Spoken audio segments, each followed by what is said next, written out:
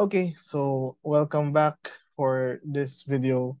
Ang pag-uusapan naman natin ay yung mga divide and conquer algorithms, paano yung general flow nila, some examples, and then yung master theorem na tinatawag. So before we talk about some divide and conquer algorithms, discuss muna natin konti yung tinatawag natin na complete search or in a complete search, as the name suggests, kompleto, complete, tatry natin lahat ng possible na solutions. So, parang ito yung trial and error method natin. Kung di ba, may exam, may choices, tapos ano yung solution doon sa equation, tatry natin lahat ng possible na pwede, kung ano yung tumama, yun yung tama. So, ayun, medyo straightforward na approach siya, pero we might say that it will take time. And then, pero yung maganda naman sa complete search na method, it will work. It might be slow, but it works. So, maganda siyang starting point. So, pagkakuha natin ng complete search na solution, pwede natin siyang i-optimize na lang later on. So, for example, we want to find the student with the given student number. So, kung meron tayong list of students and may student numbers silang naka-assign. So, for example, gusto nating mahanap yung may student number na 84, 87. So, in a linear search, which is a complete search na algorithm, check natin yung first student, okay, hindi siya 84, 87, 1503 siya. So, let's check the next one, 1549. Let's check the next one, 3228. So, parang wala pa rin. Next one, Isaac, hindi. Simon, hindi. Jaden, hindi. Malapit na. But yun, 84, 87, it apparently belongs to Katie. So yun, nahanap na natin yung student number or yung student na may student number na 84, 87. So what if naghanap tayo nung merong student number na 1107? So check natin yung first one, next one, next one, next one. So parang hindi natin nakita. And then eventually, ayun, after trying them all, okay, let's decide, wala siya. So wala tayong student na may student number na 1107. So we can actually say that this is the worst case. Tinry natin lahat ng possibilities, walang tumama. So looking at a simple implementation, ayun, so given yung length nung list natin of names, check lang natin from I starting from 0 hanggang N. If pareho yung student number, doon nasa listahan natin, doon sa key na hinahanap natin, return lang natin yung key. If di natin nahanap, return blank. So, ayun, yung mga operations natin dito inside the loop, lahat sila of 1. At the worst case, hindi to tatama. So, never mangyayari yung, I mean, hindi natin worst case yung magtama to agad and then mag-return agad tapos isang iteration lang yung loop. So, that would be yung best case natin. But, for the worst case, magra-run to lahat. So, we have I from 0 to N. So, parang N times natin, or, well, makes sense. Nag-check tayo ng N student numbers. So, N times tayo mag-check kung equal ba sila dun sa key. So, itong loop natin is merong O of N na running time, lahat ng ibang operations O of 1. So, this function as a whole is O of N. So, kaya nga siya actually tinatawag na linear search kasi linear yung kanyang runtime. So, what if maghanap tayo ng ibang approach? Tingnan natin. Something to notice is lahat ng student numbers natin, arrange siya from smallest to biggest. So, pwede nating gamitin yun to our advantage. So, lahat ng before kay Simon, mas maliit yung student number nila. Lahat ng lahat ng nasa kanan ni Simon, mas malaki yung student number nila. So, pwede tayong magkaroon ng parang dalawang partition.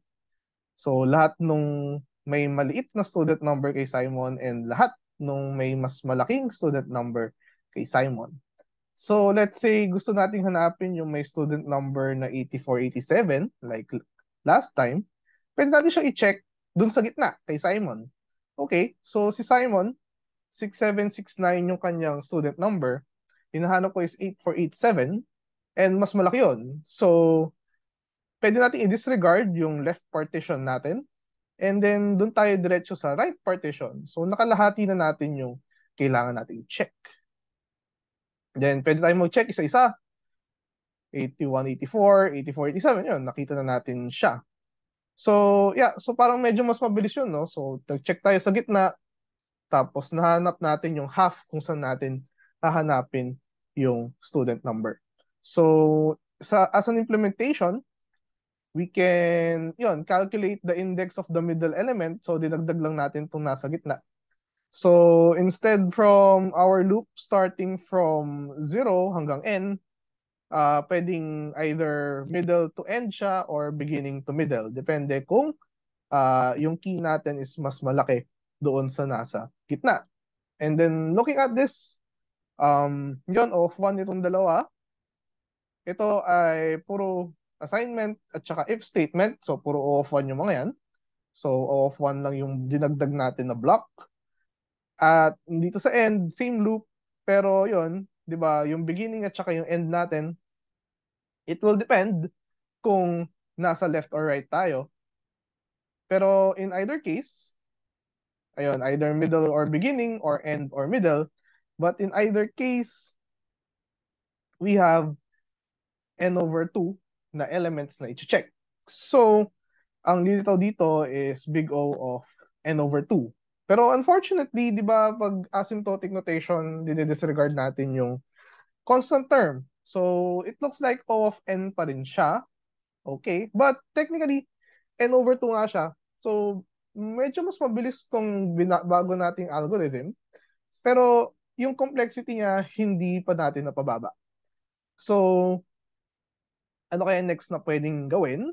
So, nag-divide natin or dinivide natin yung list into 2 dun sa first step. So, wala naman actually pumipigil sa atin na hatiin ulit yung bagong partition ay yung partition na hahanapan natin. So, pwede natin siya hatiin ulit, left and right, and then discard natin lahat. So, yung nasa gitna ngayon, si Reyna, 9064, mas malaki siya 8487, so disregard natin lahat nung nasa kanan ni Reyna. And itong dalawa na lang yung search natin. So, let's say, meron tayong 100 na student numbers na gustong tignan. Pwede natin i-check yung nasa gitna, and if malaki siya or yung nasa gitna natin masyado nang malaki, pwede natin i-disregard yung buong kalahati na hindi magiging useful sa atin. Tapos hanapin natin ulit yung gitna dito sa elements na to, disregard natin yung kalahati na alam natin hindi natin makikitaan nung key. And then pwedeng hati-hatiin natin siya ng tuloy-tuloy until konti na lang yung kailangan nating hanapan. So, let's say, nahanap natin si 47. So, how does that look like?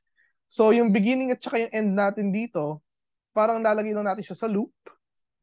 Yung middle will be yung average ng beginning at saka end. Tapos, for every iteration, sine-check natin yung middle element. So, kung mas malaki yung key natin dun sa middle element, i-adjust natin yung beginning doon sa middle. Pagka mas maliit naman siya, adjust natin yung end papunta doon sa middle.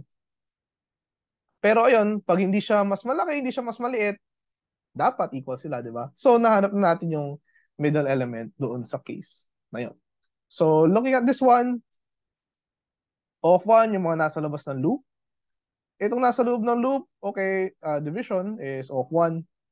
Itong check na to is of 1, of 1, of 1.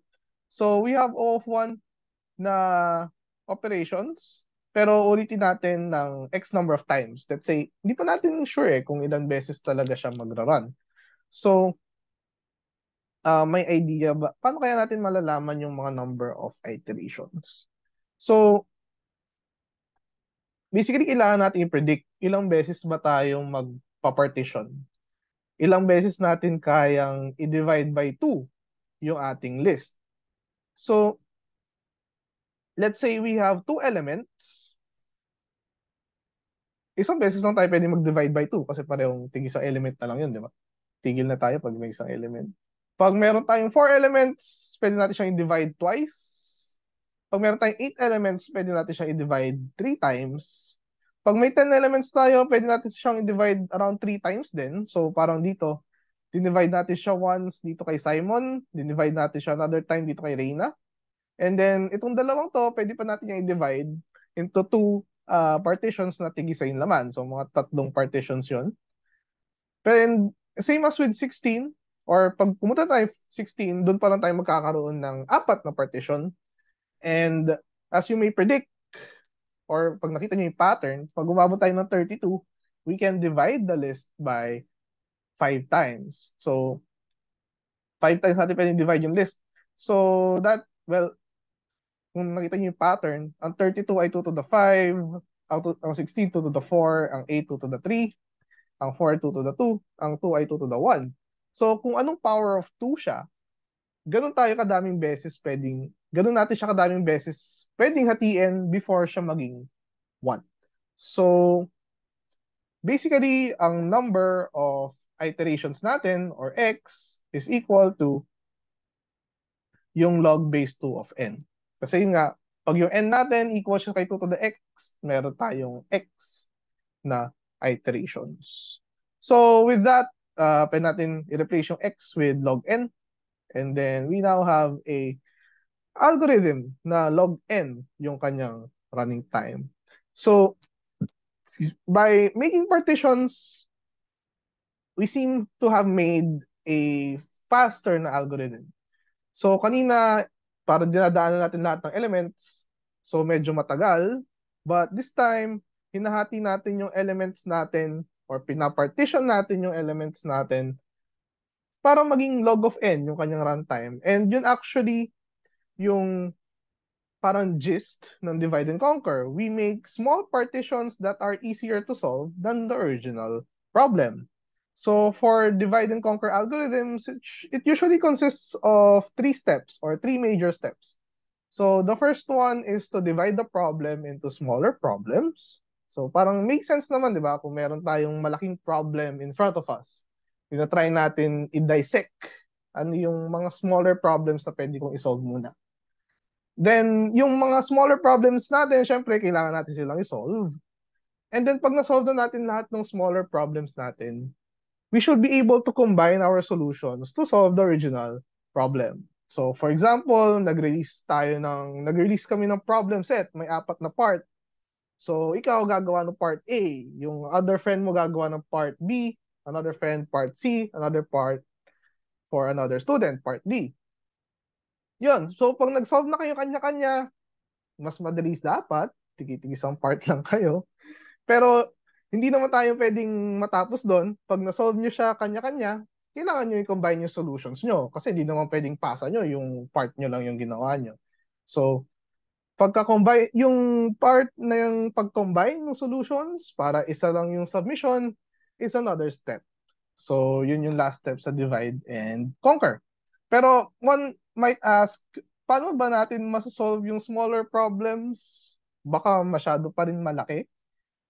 So we can divide the problem into smaller problems, then solve each smaller problem, and then combine yung solutions to solve the original problem. Tapos, okay, pwede pa rin nating tanungin, paano nga mag-solve ng smaller problem? How? So, we divide the problem into smaller problems, solve each smaller problem, and combine the solutions to solve the original problem. So, I guess, nakikita nyo na siguro where I'm going with this. Sa madaling salita, medyo madaling i-implement ang divide and conquer using recursion. So, paano natin isosolve yung mga maliliit na problems na nagagawa sa divisions is by divide and conquer. So, in divide and conquer, gagawa siya ng smaller problems na isosolve natin using divide and conquer. So, kaya yung lesson natin last week was on recursion kasi medyo useful siya dito sa divide and conquer. So, well, pwede din natin i-visualize yung process na yon. So, we have one big problem over here. Divide natin siya into sub-problems. And then for each sub-problem, pwede pa natin siyang i-divide. Then we can conquer or solve yung smaller na sub-problems, conquer yung smaller sub-problem, and then combine para ma-solve yung bigger sub-problem. And then dito rin sa right side, conquer, and then combine, and then combine, para ma-solve natin lahat. So, paano natin to parang implement dun sa kanina na search problem natin? We can have something like this. So, well, ito yung tinatawag natin na helper function na, ayun, hindi naman siya necessary, pwedeng diretso tayo dito sa divide and conquer na approach or na implementation. Pero usually, we use this helper function para, ayun, pwede nating dito i-set up yung recursive na call. Kasi, for example, dito, yung input natin is yung key, yung list ng student numbers, tsaka yung names. Pero dito sa divide and conquer algorithm natin, since gusto natin na recursive siya, we want to take note of the key and yung beginning at tsaka yung end nung list na tinitignan natin na partition. So, pwede nating palitan yung inputs natin. Ayun, yung initial na call natin is starting yung beginning sa 0 and then yung end niya is yung last element or yung size ng list.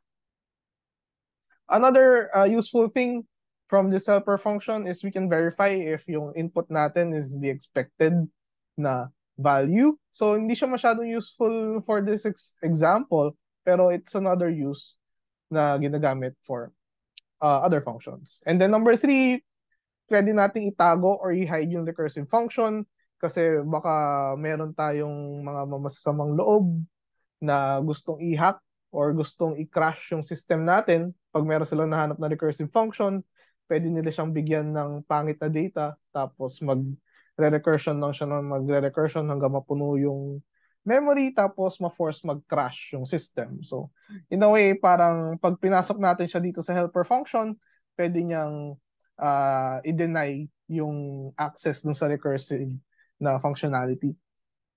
So, yun. So, parang number 2, verifying na tama yung input. But, ayun, yun lang naman siya. Basically, set up siya nung initial na recursive call. So, ang divide and conquer talaga dito is yung function na dito sa loob. So, di ba, pag recursive tayo, may base case tayo. So, pag yung end natin na index equal siya dun sa beginning na index, ibig sabihin wala nang laman yung ating list. So, we can just return i-return natin yung expected na value pag di natin nahanap. So, in this case, -1. So, pwede rin siyang empty list or empty na string like yung kanina. Then, ayun, usually yung base case natin, siya yung merong trivial na solution na tinatawag. Hindi mo na kailangan isipin kung ano yung sagot. Walang laman yung list, therefore wala doon yung key. So, basically doon matatapos yung endless line of questioning natin dito. Magdi-divide tayo ng magdi-divide hanggang umabot doon sa base case. So, going back, yeah, so yung trivial na solution natin, if empty na yung list, equal na yung end at saka beginning. So, dito sa gitna ng ating function, we create yung ating partitions. So, di ba yung partitions natin, lahat ng below and then lahat ng above. So, basically, kailangan lang natin alamin kung saan yung gitna. Pag yung key is mas malaki doon sa student number sa gitna, we search yung middle hanggang end. So, yung middle hanggang end. Pagka mas maliit, we search yung beginning hanggang middle. So, ayun, how do we look for the key? Sa middle to end, we use the same function, index DNC, or index divide and conquer. How do we find the key doon sa left na subarray? We use the same function. Pero yon, iba na inputs niya, beginning to middle na siya. So, when we get the running time naman in this case, itong dalawang functions natin dito, either middle to beginning tong isa, itong nandito naman sa taas is end to middle. So yan, isang siguro departure dun sa usual natin na okay, nakakita tayong dalawang recursive call dito.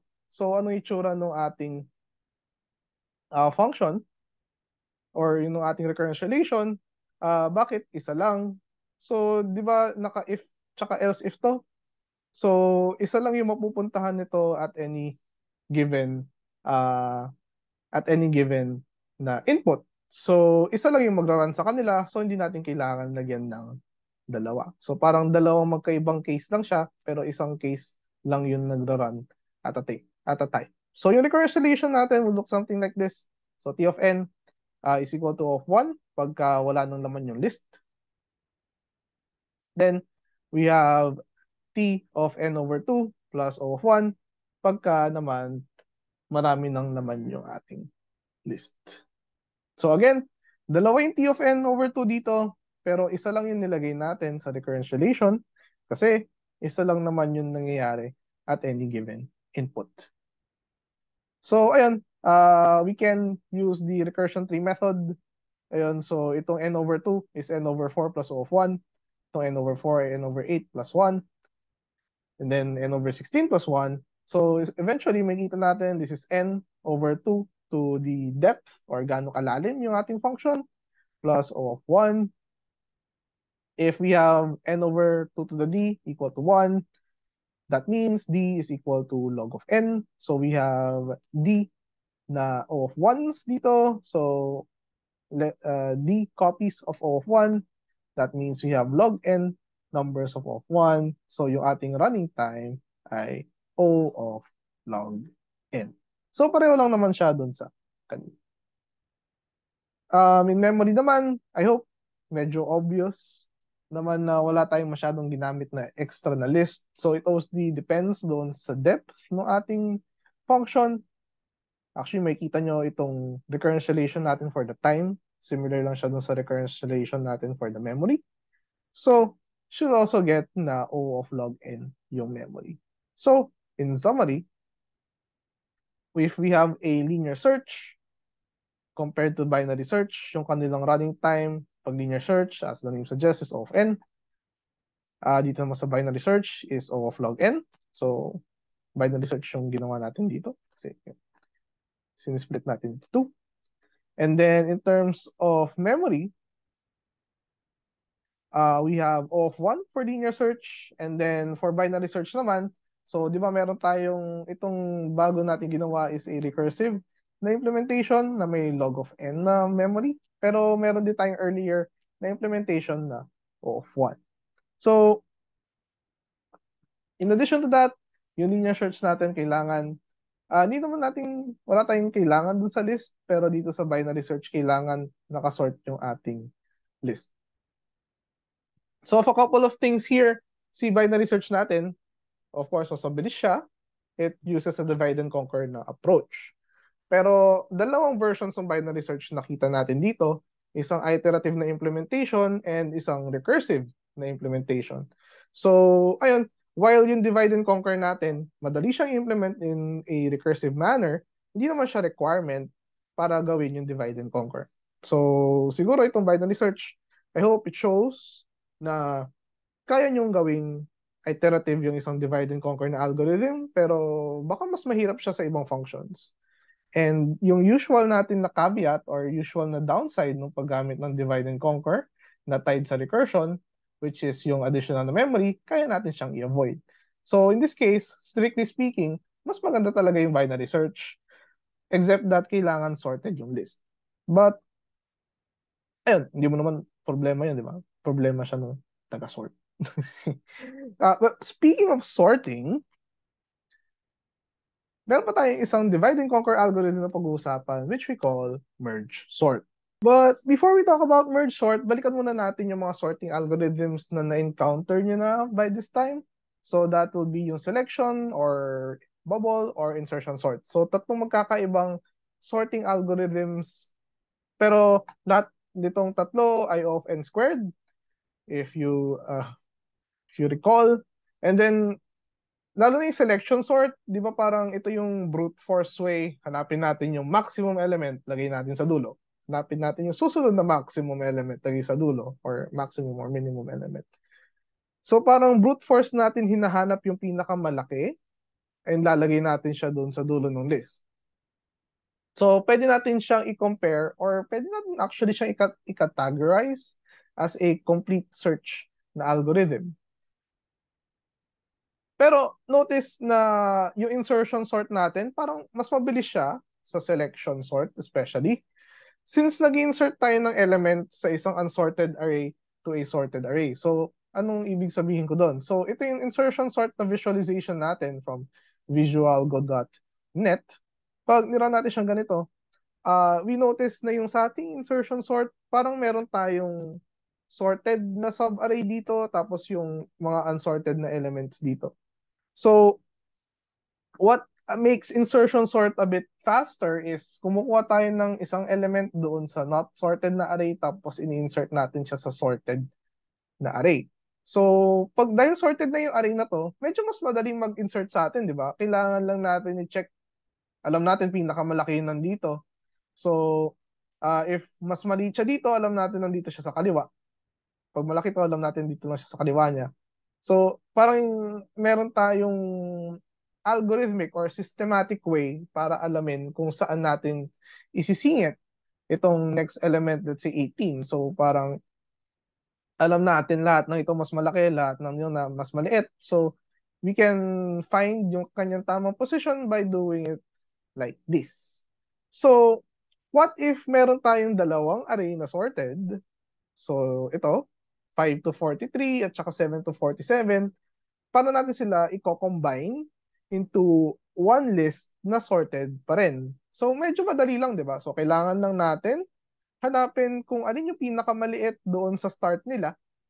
And then, lagay natin siya into a temporary list na magsustorm ng result natin. So, ayun, wala na yung 5 dito sa red list natin. 8 na yung nasa harapan. Dito 7, kunin natin yung 7. So, comparing naman ngayon 8 and 10, mas maliit yung 8, kunin natin si 8. 31 and 10, mas maliit si 10, kunin natin si 10. And then so on and so forth. So, kailangan lang natin really i-check yung isang element per list at every step para malaman kung sino yung susunod na ilalagay doon sa last na list. And ito exactly yung premise ng merge sort. So, in merge sort, we want to merge two arrays na sorted already. So, yung in essence, ang kailangan natin gawin is split natin yung current na list natin into two partitions, divide and conquer. And then we sort each partition, so yung conquering part. And then, yun, di ba nga nakita natin, madali lang mag-merge ng dalawang partition or dalawang list na sorted into a sorted na list. Now, yung tanong dito, paano natin isosort yung kada partition? So, alam niyo na siguro yung sagot. We split that list into two more partitions. We sort each of those partitions and then merge yung mga partitions na yun. And yeah, alam niyo na siguro paano isosort yung mga smaller partitions na yun. So, ito yung sample code natin in Python. Medyo straightforward, di ba? Okay, ito yung helper function natin. Kinuha natin yung n para mas madaling mag-compute. So, if n is less than or equal to 1, that means yung array natin is sorted already. Diba? Pag may isang element lang tayo sa array, well, wala naman tayong ibang choice. Isa lang siya. So, sorted na dapat siya. If walang laman yung array, sorted na rin dapat siya. Walang laman eh. So, yun yung ating base case or doon tayo tumitigil ng ating recursion. Then we find the middle index. So it's just yung total length ng array over 2. Then ayun, we merge sort yung left partition or anything before mid hanggang mid, and then we solve the right partition. So starting from mid hanggang end. So in short, hindi natin kailangan lagay since starting from 0 and then ending in end. So yung maganda dito, since 'di ba pag gumamit tayo ng ganitong notation, hindi kasama yung element natin dyan. So basically ito ay array from 0 hanggang mid minus 1, and then ito is array from mid hanggang dulo. So if you were wondering bakit magandang mag zero index, tsaka bakit length ng array natin n pero yung index nung ating array hanggang n minus 1 lang. So this is one of those particular use cases. So dahil yung left partition natin hanggang mid lang pero hindi kasama yung mid, and then yung right partition natin starting from mid hanggang dulo. So basically yun. Emerge sort natin yung left, emerge sort natin yung right. And then, i-merge natin si left and right. So, yeah, ano yung running time nitong function? Of course, this one, itong dalawa, recursive calls to. But unlike sa binary search kanina, kailangan natin gawin pareho yung left and right. So, mag-a-add up itong dalawa. So, ito ay running time nung ating merge sort na function ng and yung kanyang input is yung array from start to mid. So, basically, yung running time nito will be dependent on that. And then, ito naman is dependent doon sa length ng array from mid hanggang dulo.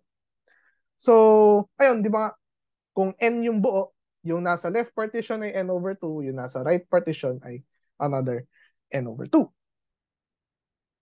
Then, these other functions, ito yung of 1, ito yung of 1, ito yung of 1. Although, one big question here is, ano yung running time ng ating merge sort? Or yung merge operation, not entirely merge. Yung merge operation, ano kaya yung running time niya? So, let's look at an implementation. So, there will be many implementations nitong merge function. So, this is the one that I came up with na I think mas madaling intindihin. Kasi mas kamukha niya yung nandito sa, or I guess parang 1:1 siya nung nandito sa visualization na to. So, this here, meron tayong temporary na list na kung saan natin ilalagay yung masusort na list. And while may laman si A and may laman si B, i-check natin yung leading element or A0 at saka B0. And if mas maliit si A0, kunin natin yung element kay A0 tapos append natin siya kay temp. Pag mas malaki yung B0, tanggalin natin yung nasa B, append natin kay temp. And if may natira kay A and B, i-add natin dito sa dulo. So, hopefully, madaling sundan to for you. If not, ayun, ganito lang din naman talaga siya dito sa ating function na to. Compare yung nasa unahan ni red dun sa nasa unahan nito. Mas maliit si 5, so pop si 5, append kay temp. So basically, itong nasa baba yung temp, ito si A, ito si B. So check naman natin yung next ones. So ito na si A, ito na si A0, ito na si B0. Mas maliit si 7, pop si B0, lagay kay temp. Tapos pop si 8, lagay kay temp, pop si 10, lagay kay temp. So hanggang ma-merge natin yung dalawang list. So yun, running time. So we assume yung ating pop and append operations ay O of 1. You'll actually learn next week, hindi siya O of 1. Pero for the purposes of our discussion, lagyan mo natin na O of 1. Kasi baka mahirap pa if i-try ko pang explain bakit hindi. So let's just assume O of 1. Let's also assume O of 1. And actually, hindi lang talaga siya O of 1, pero pwede siya maging O of 1. But yeah, we assume na O of 1. So O of 1, O of 1, O of 1, nasa loob ng isang loop. And ilang beses magra-run yung loop. So at the worst case, ipapop natin lahat ng kay A, ipapop natin lahat ng kay B. So that means yung length ni A, kailangan natin i-pop, at saka yung length ni B, kailangan natin i-pop. So it's the length of A plus the length of B. So, ayun, assuming all but one element is popped. So, let's say X is the length of A, Y is the length of B, and X plus Y times O of 1, or O of X and Y, X plus Y yung ating merge sort. Or yung merge function, hindi merge function. So, this instruction over here, dun sa original natin na merge sort na recursive algorithm is initially, yon time complexity siya given, or running time given left and right. Pero since, ayun, di ba X and Y, where X is yung length ni A, Y yung length ni B. So we get this instruction is big O of length ni left and plus doon sa length ni right. So, alam naman natin, si left ay n over 2, si right ay n over 2 as well. So, this one is big O of n. So, yung ating merge operation ay big O of n. our left and right dito na recursive calls ay t of n over 2. Then we have O of 1, O of 1, O of 1. So this will be our recurrence relation, dalawang t of n over 2 plus an O of n. Well, plus O of 1 din, pero we know O of n plus O of 1 is just O of n. So with this one, can use any any simplification method that we want. This one is substitution. So in substitution, itong 2 times t of n over 2 ay substitute natin, or basically yung t of n over 2 magiging t of n over 4 plus O of n over 2. 2 times t of n over 4 plus O of n over 2. Notice here na dahil n over 2 yung nandito sa loob, n over 2 din yung nandito sa labas. Kasi pag nung n siya, O of n siya, so basically, pagka n yung input natin sa function, O of n siya dito sa dulo. So pagka n over 2, yung input natin sa function, n over 2, yun nandito sa function. Then, i-distribute natin yung times 2 na to. So, this one will become times 4. And then this one, well, basically, mawawala yung n over 2. So, makikita natin na, 4 times t o n over 4 times 2 times of n over 2. Pwedeng pumasok yung 2 na to dun sa loob. And we have O of n plus O of n. So, siguro important lang tandaan itong O of n na to is yung O of n na to, which is also yung O of n na to. So, baka lang malito kayo saan siya nanggaling. Kasi itong O of n na to is galing siya from this O of n na to, then kasama yung multiplication na ito. So, ayan. May dalawa tayong O of n na terms. Pwede natin combine 2 times O of n. Then, we can, again, ilagay natin siya dyan. Tanggalin natin yung intermediate step. And then, to n over 4, pwede natin expand. That's 2 times t of n over 8. So, pag n over 4 na yun nandito sa loob, n over 8 yung recursive call, and then si O of n dito sa dulo ay magiging O of n over 4. Then, distribute ulit yung times 4 dito sa labas. You have 8 times t, n over 8, plus 4 times O of n over 4. And yun, yung nandito sa loob, nagiging O of n siya, no? So, 3 times O of n, tapos 8 times t of n over 8.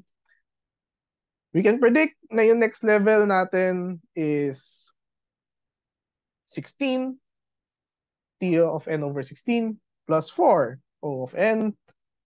And as you may have noticed, ang 16 ay 2 to the 4, ang 8 ay 2 to the 3, ang 4 ay 2 to the 2. So, yung form ng ating equation is 2 to the k times t of n over 2 to the k plus k times O of n. Now, we substitute n over 2k to be equal to 1. So, 2k natin is n, and log, yung k naman natin is log of n. So, this one becomes log of n times O of n, and n times O of 1. So, we have an O of n log n. Now, baka may ibang malito, ba't hindi tayo nag-add ngayon? Ba't hindi tayo nagbilang ngayon? So, recall this one is substitution. In substitution, yung buong term na to is nandito sa baba. So, yung O of n na to is makikita mo dun sa O of n na to. Siya yung isang O of n. Tapos itong times 2 na to, makikita mo siya dito na may plus 1 O of n. So, pagka kasi dun sa recursion tree method, if you recall kanina, dito, yung O of 1 na to, hindi naman siya sumama dito sa baba. Ito lang is itong tn over 4 plus O of 1, it's yung buong n over 2. So, hindi sumama yung O of 1 na yun.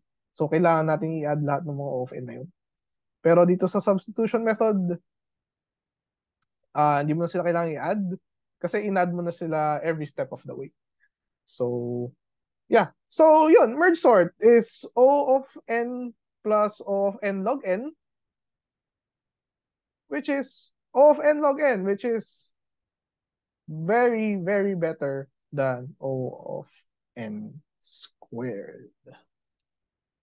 Now, ano nangyari? Bakit tumabot tayo ng n log n? Paano natin siya napabilis? So, yeah, di ba? Nag-divide and conquer tayo. Kaya nga tayo nag-aaral ng divide and conquer kasi nagpapabilis siya ng function. Pero, ano yung downside doon? So, yeah, usually, memory. Pag tinignan natin yung memory dito, well, we have one variable here na n, na O of 1, another variable here na mid, O of 1. Pero we have multiple function calls. Si merge, gumagamit siya ng temporary na list. And yun naman nung temporary list na yun is lahat ng elements ni A and B, di ba? So, ang length ni temp ay length ni A plus length ni B. So, ang memory ni merge is length ni left plus length ni right. So, this one is an O of n operation in terms of memory. Then, recall, pagka nagtitingin tayo ng memory complexity ng isang recursive na function, kahit na may multiple recursive calls tayo, isang recursive call lang yung nagmamatter for us dito sa recurrence relation. So, isang recursive call dito, and then yung space complexity ditong merge na function, we can use the same method, substitution. So, itong m of n over 2, magiging m of n over 2 plus 1 plus 1 half of n. Then, may n over 4 plus 1 plus 1 half plus 1 fourth of O of n. So, basically, summation siya ng 0 to the k ng O of n over 2 to the I. So, if n over 2 to the k is equal to 1, k would be equal to log n. Pero alam naman natin, pag summation ng 1 over 2 to the something, so summation ng 1 plus 1 half plus 1 fourth plus 1 eighth plus 1 16, equal lang yun sa 2 as n approaches infinity. So this is just 2 times O of n. And we have a memory complexity na O of n. Well, for this implementation, so actually, I think may implementation ng merge sort na O of log n yung memory na gamit niya. But I have yet to see a merge sort na merong O of 1 na memory complexity niya. So in summary, yung medyo complete search or direct approach natin in sorting, mga O of n squared sila, pero may memory complexity na O of 1.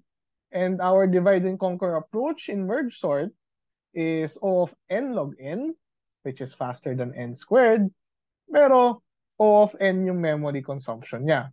Kahit na maging O of log n yung memory complexity ng merge sort, I guess better pa rin yung mga insertion, selection, bubble sort natin in terms of memory.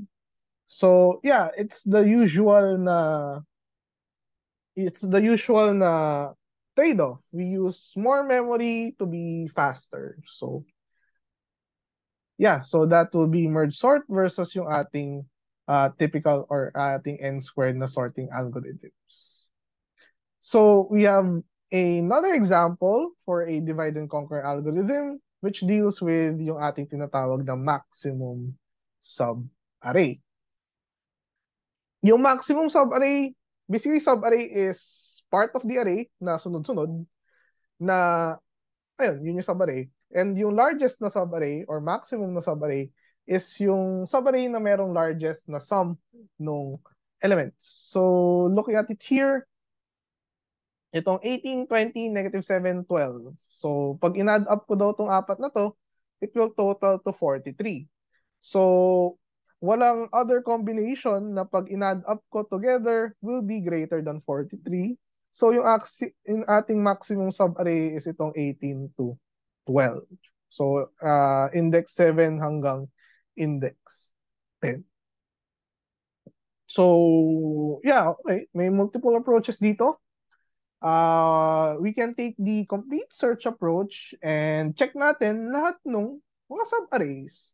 So, that will be this function. So, ayun, try lang natin tingnan ano naman nito. So, this one is, yun, store lang natin si n or yung length ng array kay n. And then we have a variable here to store yung ating maximum sum na current sa mga chine-check natin. And then starting index natin is 0 and starting stop nung itong start and stop siya yung basically magso-store kung ano yung first index ng maximum subarray and then yung stop yung magso-store nung last index ng maximum subarray. So ngayon parang stinorm muna natin yung first element just to have a starting point.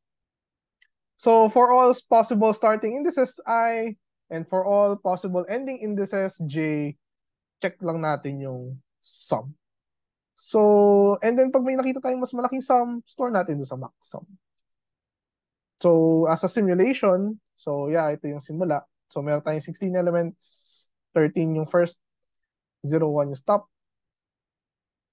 I starts at 0, j starts at I plus 1, and then, and,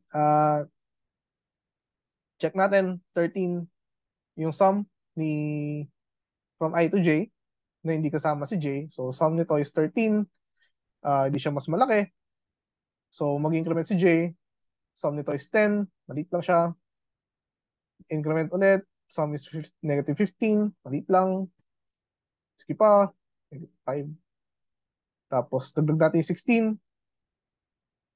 Dagdag natin, dito is dagdag yung negative 3, tapos dagdag yung negative 16, dagdag yung negative 23. Yikes. Medyo maliit na siya. So, medyo unlikely naman na makahanap tayo ng mas malaki pa. So, ayun, after umabot ni J dito sa dulo, mag-increment naman si I, tapos si J mare-reset siya dun sa tabi ni I. So, yeah, yun. Add. Okay, walang malaki. Next one, 20. Yun, mas malaki siya. So, update natin. So, actually, 20 yan. Nandito lang. No? Yeah. 20. So, yung start nito ay 3. Stop niya is 4. Ito pa, 21. Pag in-add ko daw from dito hanggang dito. Niwala na lang tayo. So, that is index I na 3 hanggang J na 11. Then, ayun, eventually, kung makapunta ka dito, 18 plus 20, 38. Laki na na. And then, dagdag yung negative 7, naging 31. Dagdag natin yung 12, 43. Uy, yung laki. So, store natin sa max sum and start stop. Tapos, eventually, abot tayo sa dulo na si I equal na kay N, si J equal na kay N plus 1. So, ayun. Parang explanation lang yan, how the function works. So, now, medyo may tiwala naman tayo na gumagana siya. So, ano na yung time complexity ng function? Yeah, the first few instructions are O of 1. Then, yeah, yung loop na lang yung problema. So, here, meron tayong O of 1 dito, meron tayong O of 1 dito. This one is depende siya doon sa time complexity ng sum function. And parang medyo mahirap i-imagine na O of 1, yung pagkuha ng sum. Kumari meron tayong 10 elements, meron ba tayong naiisip na O of 1 operation na ma-add lahat ng 10 elements? Kasi 10 addition yon. Pag naging 100 yung elements, 100 na addition yon. So, parang medyo hindi siya O of 1, but it's an O of N na operation. So, where N is yung I and ang J minus I. So this one, nag-counting simplification tayo at the worst case, J minus I will be N minus 0. You can argue na lumiliit at each iteration pero at worst case, N sila. And then, ulitin natin siya N number of times. Nauulitin natin N number of times. So, we have an O of N cube na implementation, which is very, very slow. Doon sa notebook na ipoprovide ko for this week, actually, yung implementation niya is O of N squared. Pero, ayun, this is actually a very inefficient approach. Tinatry natin lahat ng possible starting and stopping combinations. So, parang medyo expected naman natin na hindi siya ganun kabilis. So, how do we turn this into a divide and conquer approach? Of course, yung first step is to make hati the list. So, ayun, hati natin siya. Then, usually, pwede naman natin makuha ano yung maximum subarray ng list na to by using recursion. Then, kaya din natin malaman yung maximum subarray dun sa list na to using recursion. So, pwede na natin mahanap yung maximum. Kung yung maximum subarray natin is nandito, mahanap siya nung recursive call dito. If nandito yung maximum subarray natin, mahanap siya nung solution dito. So, saan pa ba mapupunta yung maximum subarray natin kung wala siya sa left and right? It's if pag combination siya ng left and right na subarray. That means, meron tayong kukunin ng elements dito and meron tayong kukunin ng elements dito. Sa maximum subarray, kailangan magkatabi sila. So basically, kailangan kasama tong 18 at saka 20 doon sa solution na yon. So anong itsura nun? To look something like this. So, yeah, find the middle element, solve recursively yung maximum subarray sa left, solve recursively yung maximum subarray sa right. Then, kailangan natin mahanap yung maximum subarray na dumadaan sa gitna. So, itong max subarray cross. So, ito yung solution A, pag nasa left siya, solution B, pag nasa right siya, and solution C, pag nasa gitna siya. So, yeah, pag nahalaman na natin yung max subarray sa kaliwa, yung max subarray sa kanan, tsaka yung max subarray sa gitna, kung sino yung pinakamalaki doon sa tatlong yon, yun ay maximum subarray ng ating function. So, yeah, actually, isang malaking question, paano natin i-implement tong crossing? So, this is one implementation. So, basically, ito yung naghahanap ng maximum subarray na natatapos doon sa middle element. Ito yung nagsa-start doon sa middle elements. So, as a visualization, ayun, yung max sum left tsaka left, magsa-start siya doon sa dito, sa gitna. Papunta tayo to the left. So, yung current sum is 18, maximum sum is 18.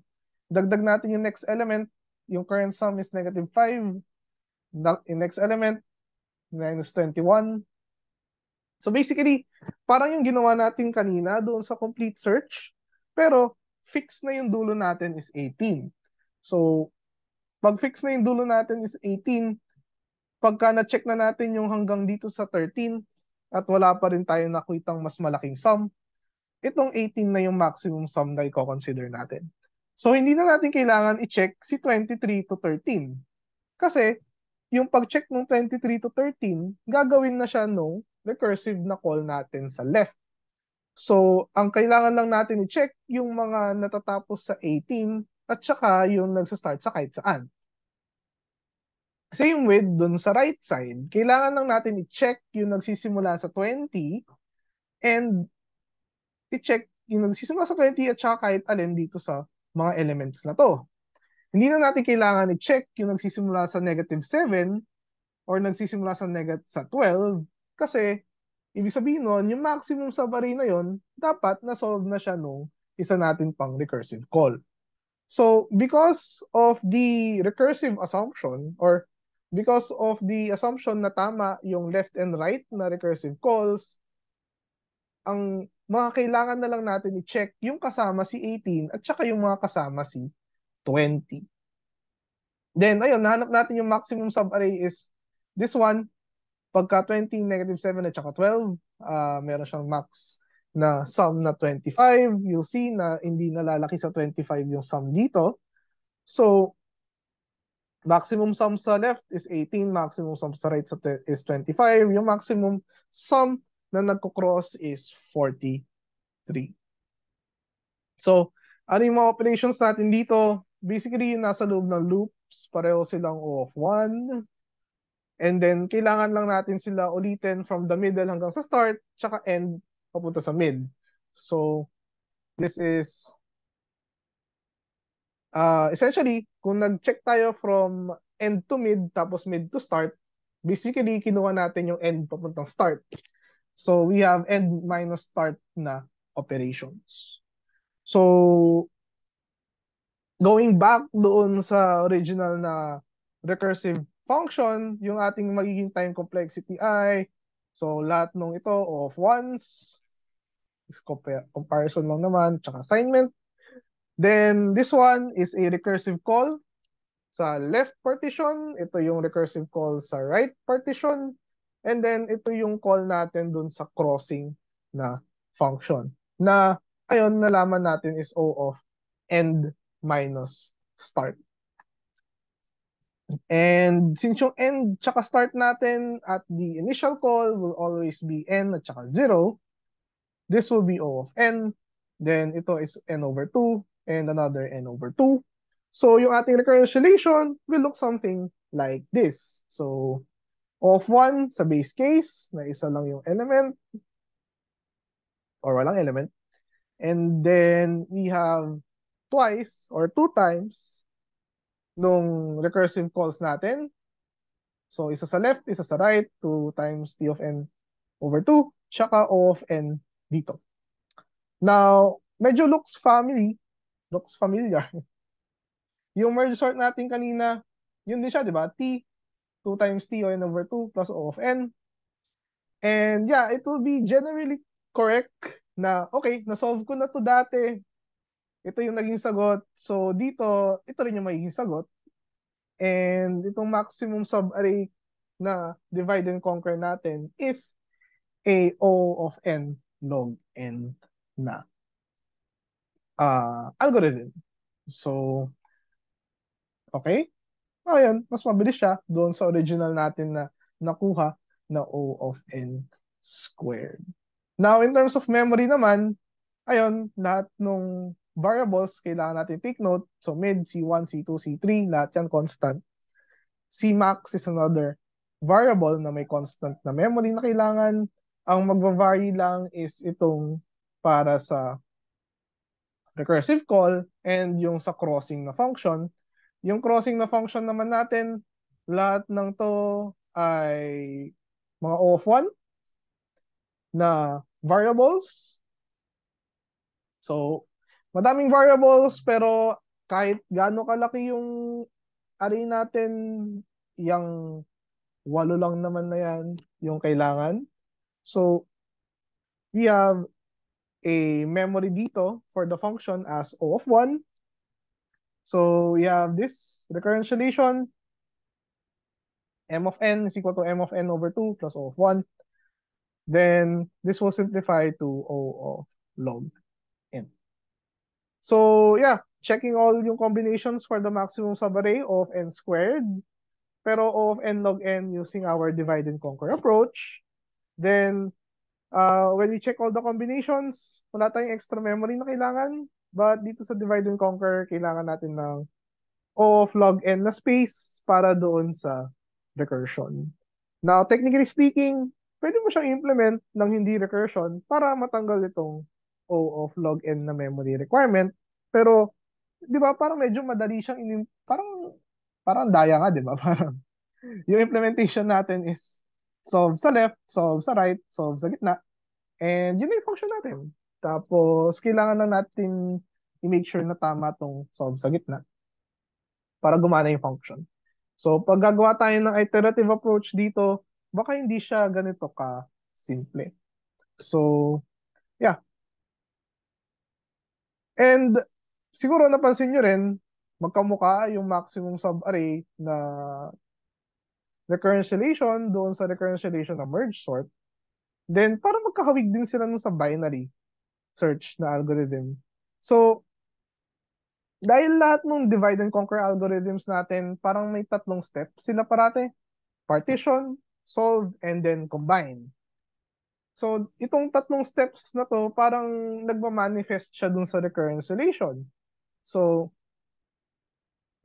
for a divide and conquer algorithm, yung kanyang reconciliation, usually O of 1 sa base case kasi we want yung base case natin to be trivially correct. So, hindi kailangan pag-isipan. Tapos, we take B number of partitions dito sa loob ng recursive call. And then, yung A na partitions is kino-conquer natin. Then, meron tayong additional na function para doon sa combining ng algorithms. So, pag tinable natin yung sa binary search, merge sort, tsaka yung sa math subarray, si binary search, Tn over 2 plus O of 1. Pag sa merge sort tsaka max subarray is 2 times T of N over 2 plus O of N. So, sa binary search, pinapartition natin siya into 2. So, yung B natin is 2. Pati sa merge sort, pinapartition into 2. Pati max subarray, pinapartition into 2. Pero yung isa sa malaking difference is sa binary search, nag-partition tayo ng dalawa, pero yung isang partition hindi natin pinapakilaman, yung isang partition lang. So yung A natin doon is 1. Then this one, sa merge sort, pinapakilaman natin pareho. So 2, pati sa max subarray. Tapos yung merge natin na function or yung pag-combine, well, sa binary search, medyo actually walang need to combine. So O of 1 lang siya. Ang merge, yung merge operation natin is O of N. Yung max subarray na crossing natin is O of N. Then, ayun. Sa merge sort at max subarray, parehong O of N log N and yung binary search natin is log of N. So, ang sinasabi nung master theorem, if ganito yung itsura ng recurrence relation natin, meron lang tatlong possible solutions yung ating time complexity. So, we compare yung big O ni f of n doon sa n log of a na base b. So, essentially, kung mas malaki si n to the log base b of a, ang magiging time complexity natin is yung n log b of a na term. Pagka mas malaki yung big O of f of n, ang ating magiging time complexity is yung big O ni f of n. Pagka equal naman sila, it's yung n log b of a na term times yung log of n. So, something to notice lang, hindi to exactly O. This is big theta. Big theta of t of n implies na yung worst case and yung best case natin are the same. So, di ba yung big O is yung worst case, omega yung best case. So, yung best case complexity at saka worst case complexity natin, pag equal sila, is big theta of t of n. So, it just says then na sa divide and conquer algorithms, usually, yung base case natin, pareho lang, ay yung best case na running time natin is usually the same as the worst case na time complexity natin. Pero hindi naman siya true for all, like binary search. Pero for merge sort, tsaka dun sa maximum crossing, maximum subarray na problem, parang, yun nga, pareho yung best tsaka worst case. Now, pagtabi natin itong mga conditions na to dun sa table natin kanina, and calculate natin si n to the log b of a. So for binary search, si b is 2, a is 1. So log b of a is 0. So we get n to the 0 na equal kay 1. Pag kinompare natin kay f of n, it's O of 1. So pareho si f of n at saka si n to the log term. So our time complexity is n to the log term times log of n, or 1 times log of n. So ito yung case ng binary. So this is just 1 times yung log of n.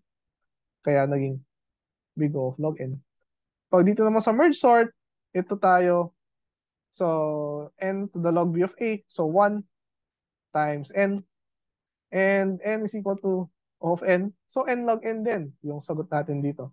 So n times log of n. So parang actually itong case pa din siya dito sa gitna. And of course, ito is same case naman. So medyo Okay, tama yung master theorem dun sa mga tinignan natin na mga algorithms. So, siguro you can explore more divide and conquer algorithms to double check yung ating master theorem. Pero, yeah, it's a theorem. It has yet to be proven false. So, yeah, actually, it doesn't have to be divide and conquer. Basta ganito yung form ng ating recurrence relation. You can usually simplify it using the master theorem. So, pwede nyo actually balikan yung mga previous exercises nyo last week. If meron kayong nakitang ganitong recurrence relation, if i-apply nyo yung master theorem, makukuha nyo rin dapat yung pareho sagot. So, in summary, in this video, we had a small introduction to complete search and kinompare natin siya sa divide and conquer. Then we have some divide and conquer algorithms discussed like binary search, merge sort, and yung maximum subarray na problem. Then we looked at yung complexities ng divide and conquer algorithms and kinompare natin dun sa mga complete search counterparts nila. And usually we see we use more memory for divide and conquer, but we get less or better running time. Then, ayun nga, since medyo magkakamuka yung recurrence relations ng mga divide and conquer algorithms, we can use the master theorem as a shortcut. So, yeah, actually, yun na yung for the week natin. Good luck with your exercises and see you.